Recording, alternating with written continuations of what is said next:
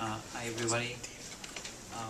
Congresswoman Sheila Jackson Lee was supposed to be with us, but her office just called and she didn't make it. So we're gonna start with the press conference. We have Dr. Radwan Ziadeh and Ahed Al-Hendi, and I'm Mahmoud, Khattab, the chairman of Syrian American Council. And today we come together as Syrian Americans and supporters of freedom and justice for all Syrians to express our solidarity with the Syrian people and to discuss strategies to help their revolution for freedom and dignity. More than a year after the revolution started, the international community, including our own government, has failed to take concrete action to help the Syrian people defend themselves from a regime that has used ultimate force in attempt to eradicate all protest movements, backed and supported by the Russian and Iranian governments. Syrian American Council, in conjunction with other Syrian groups, has agreed on the following. Number one, we support the establishment of a free and democratic Syria. As a coalition of Syrian American organizations, we believe that the downfall of the Assad regime will serve the cause of the region peace and in the moral and strategic interest of the United States. We believe that the inaction by the US will only lead to further destabilization inside Syria and regionally. Two, we believe that democratic aspirations of the Syrian people began with the Arab Spring and are reflected through bravery of those who protest peacefully. However, Syrian people have an inalienable right to self-defense. The officers and soldiers who defected from the Syrian army following their refusal to carry out orders to shoot peaceful protesters formed the Free Syrian Army, an umbrella organization to protect the peaceful revolution. Thus, we call for the provision of political and logistic support to the Free Syrian Army towards the ultimate goal of establishing a free and democratic Syria.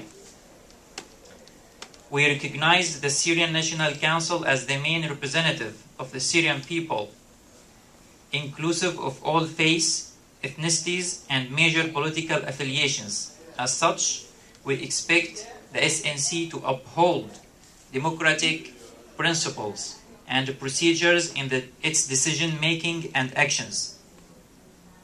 We urge the US government to recognize and support the SNC. We support immediate action to provide humanitarian assistance to besieged civilian centers.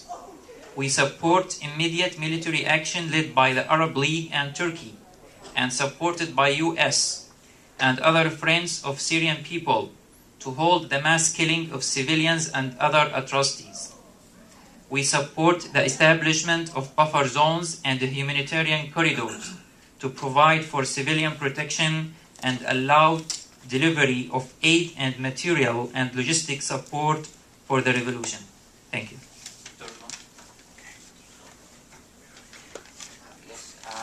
Good morning, everyone. My name is Radwan Ziadeh. I'm Director of the Foreign Relations Office at the Syrian National Council, SNC. Let me start by thanking the Syrian American Council for the leadership here in the United States, trying to unite all the Syrian Americans here and with one voice on behalf of the Syrian people. And also we support the statement they come up with it. This became the demands and the priorities of the Syrian people. We think that the humanitarian crisis in Syria, it should be addressed by proper actions from the US administration. It's priority right now for the US to lead, to have a coalition. If the Security Council failed to adopt other resolution on May 8th, where Kofi Annan will present the first briefing in front of the Security Council, then should the Security Council adopt stronger resolution under Charter 7 to protect the civilians in Syria. If the Security Council failed, I think the US, along with its allies in the region and Turkey, should lead coalition to implement a safe or safety zone inside the Syrian territories, and this is of course required to have no-fly zone above designated area. This has become a priority and must in Syria. Every time we delay in taking such actions, more people being killed. Today, at least until now, we're still in the middle of the day in Syria, 23 have been killed. 7 of them have been killed in Aleppo University itself, where yesterday it was peaceful demonstrations and the security forces raided the apartments of the students, and they start shooting on the students inside the university.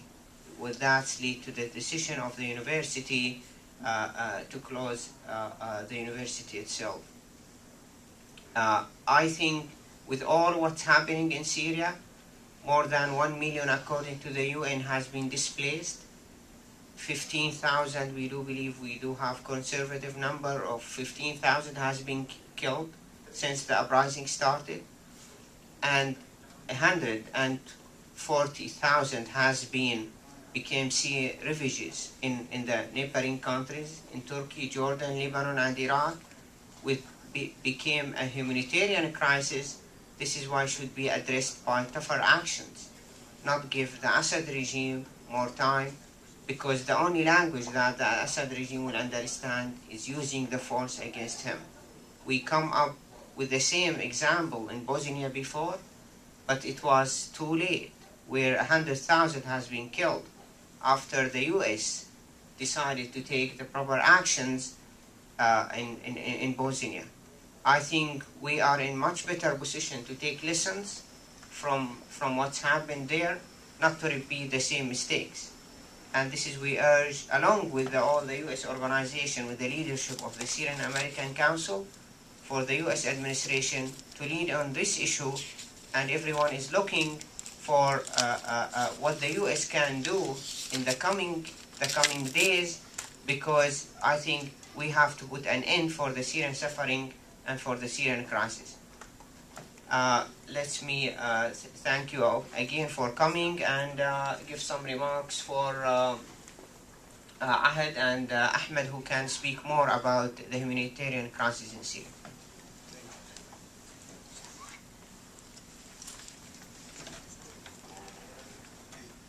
My name is Ahed Al-Hendi. I'm a DC representative of Syrian American Council. I'm co-founder of a Syrian Christian organization called Syrian Christian for Democracy.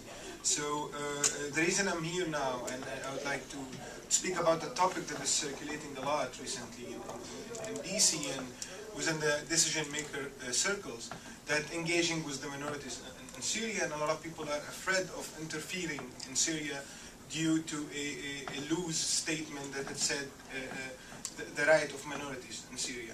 And when we meet with decision makers here, and like I've met with Secretary of State Hillary Clinton, when we meet with senators and congressmen, they always tell us, what have you done to engage minority? I'm a member of a minority, I'm a Christian, I'm a Syrian Christian, and I don't think we need someone to engage with us. We don't need a guardianship. We are engaging ourselves. There is in this revolution, because it's our country, and there is a lot of rumors that the minorities in Syria are supporting Assad, which is totally not true. I mean, a lot of members of the minority in Syria are in the prison. There's Alawite people, and they are in the prison, which Assad trying always to show that the Alawite is supporting him, which is not true. A lot of Christian leaders are in the prison, or Christian young people who have been so active inside Syria, and you only hear here that the minorities are supporting Assad, which is it's a big myth. So what do I think? That to protect the minorities, if really this administration here, they care about protecting the minority, they should urgently interfere in Syria. Otherwise, the country will be left for extremists, for radical movements they would seize the opportunity and come to Syria to gain support, because we don't have any support in a country like Syria. Again, I'm a Christian, I lived there. We don't have any people who have sympathy toward extremist or radical Islamic groups. Have few radicals, like in any country, there is always radicals, but they are a tiny minority. But now at this time, when there is no Western support, when our people are killing, thousands of people being killed by the regime, then the extremists, the Al-Qaeda and all of these nefarious organizations, they would seize the opportunity, come to the country, maybe provide weapons to some people. So this is why we urge the United States, for the interest of the United States, this country that gives the refuge for all of us as citizens who fled our country, for the interest of the United States that we care a lot, that there should be an urgent interference in Syria to stop the humanitarian crisis, to also for the sake of the American national interest. Thank you.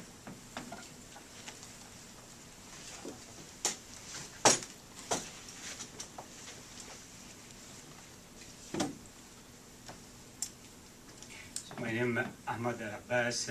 I'm a physician working in Detroit and board member of SAC, and also this president of SSF, which is a non-profit organization. I want to give you just a small survey what happened last only 2 months, because for me, if I'm going to cover just last 14 months has been for revolution, it takes hours to cover those. Just for the last 2 months only, even this last couple of weeks since the observers, UN observers and Arab observers before, has been this involved in they said solution for the what happening in Syria. For Homs just itself, which is has been almost more than 80%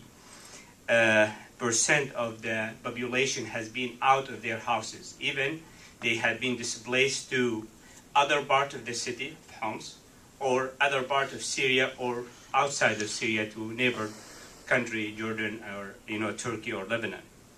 So 55% of the houses has been partial damage. Even this has been this reported by a couple this organization and this channels like Al Jazeera and the others. 20 to 40% of those units has been total damage. That means nobody can live in it, and depends which area we are talking about. This became last 2 months, also in Hama, which is just about half an hour driving from Homs, also in Idlib, and also this in suburb of Damascus and the other areas like Deir Zor and the others area. So martyrs as reported around 15,000, but in reality this number may be more than this number, and we don't have like very specific number. We cannot count it. There's a lot of people has been killed, and even they have been destroyed. Their bodies from the exist, so we cannot count it. Even have been burned, or they have doing some other stuff for it. So I'm back to the humanitarian issues. There is a couple large hospital has even partial or complete damages, and Homs like 2 or 3 hospitals has been closed completely, and there is no effort has been done just to reconstruct it or support it. And for us, what we can do, all of you, you heard about what's going on, and other, this has been presenting some disaster situation over there.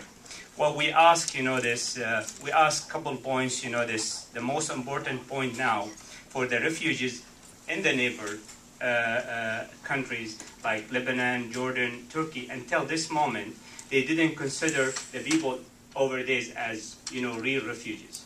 They dealing with them as regular guests, but those has been a couple 100,000 people, and they are in need. We need like some pressure from US and UN for those countries, just to open their border, for any kind of support comes from international level.